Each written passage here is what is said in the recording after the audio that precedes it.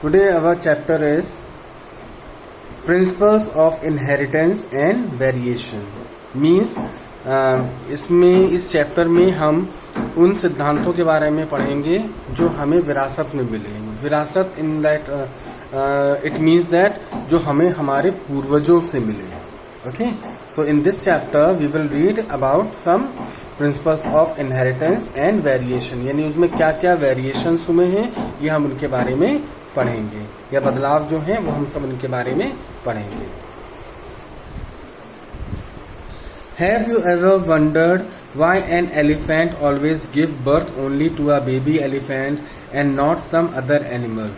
Or why a mango seed form only a mango plant and not any other plant? अब जैसे कि आप लोग सोचते हैं कि हाथी हमेशा जो बच्चा देता है वो हाथी का ही होता है, और आम के पेड़ से हमेशा आम ही निकलता है।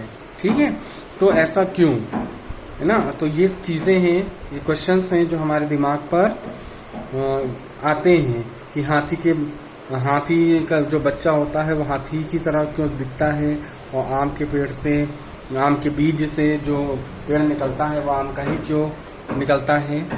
तो ये सब सारे क्वेश्चंस हैं जिनका आंसर ये है कि given that they do are the offspring identical to their parents, क्या ये जो ऑफस्प्रिंग हैं, जो संतानें हैं, क्या ये उन्हीं उनके माता पिता वही हैं जिन्होंने इनको पैदा किया है?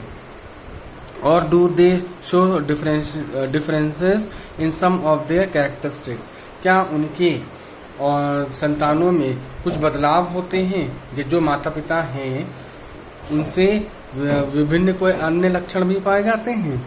Have you ever wondered why siblings sometimes look so similar to each other? और किस लिए ऐसा होता है कि सिबलिंग्स जो संतानें होती हैं वो आपस में एक दूसरे से थोड़ा बहुत मेल भी खाती हैं, और sometimes even so different, और कभी कभार बिल्कुल भी मेल नहीं खाती हैं। These and several related questions are dealt with scientifically in a branch of biology known as genetics. ये सब जितने भी सारे क्वेश्चंस हैं जो अभी आपने पूछा ऊपर या आपने देखा, ये सारी चीजें हैं वो बायोलॉजी की एक ब्रांच है जिसका नाम है जेनेटिक्स। उसी में ये सब क्वेश्चंस के हल हैं।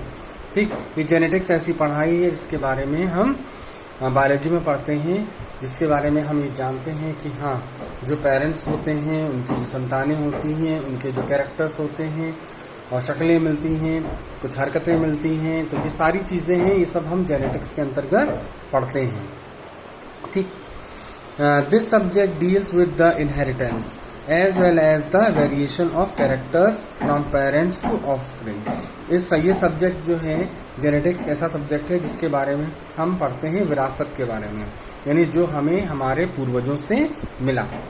ठीक, और हम उन जो कैरेक्टर्स मिले उनमें कौन सी चेंजेस आए ये हम उनके बारे में ये पढ़ते हैं। ठीक है, कि जो हमें हमारे पेरेंट्स से मिला, उसके बाद कुछ एटमॉस्फेयर, कुछ हमारे रहने के ढंग से, कुछ हमारी एनवायरनमेंट से जो चेंजेस हम लोगों को मिले, तो कुछ वेरिएशंस भी आए। ठीक, जो हमें विरासत से मिला उसमें कुछ वेरिएशंस भी आए, तो वो भी सब क्या है, वो सब सारी चीजें हैं वो हम जेनेटिक्स के अंतर्गत सब पढ़ते हैं, और यही चीजें जो होती हैं वो हमारी संतानों में पहुंचती हैं। Inheritance is the process by which characters are passed from one parent to progeny, यानी कि ये इनहेरिटेंस यही एक प्रोसेस है जिसके द्वारा क्या होता है कि जो लक्षण होते हैं वो एक माता पिता से उसके संतानों को जाते हैं, यानी कि प्रोजेनी, जो पहली पीढ़ी की संतान है वो, उसको हम प्रोजेनी कहते हैं। It is the basic heredity, ये एक आनुवंशिक लक्षण है। ठीक है, variation is the degree by which progeny differ from there parent. हाँ, और जो बदलाव होते हैं, जो वेरिएशंस होते हैं, वो क्या होते हैं, वो केवल माता पिता और संतान इन दोनों के बीच में डिफरेंस पैदा करते हैं। ठीक है, यानी जो माता पिता के सेम लक्षण नहीं जाते, लक्षण जाते हैं लेकिन कुछ उसमें वेरिएशंस भी होते हैं, तो जिससे कि वो लक्षण जो बच्चों में बदलाव लाते हैं वो माता पिता और उनके में संतानों के बीच डिफर रखते हैं। ठीक है, दोनों सेम ना होकर के थोड़ा बहुत बदलाव दोनों में रहता है। ठीक है, इसलिए वेरिएशंस रहता है।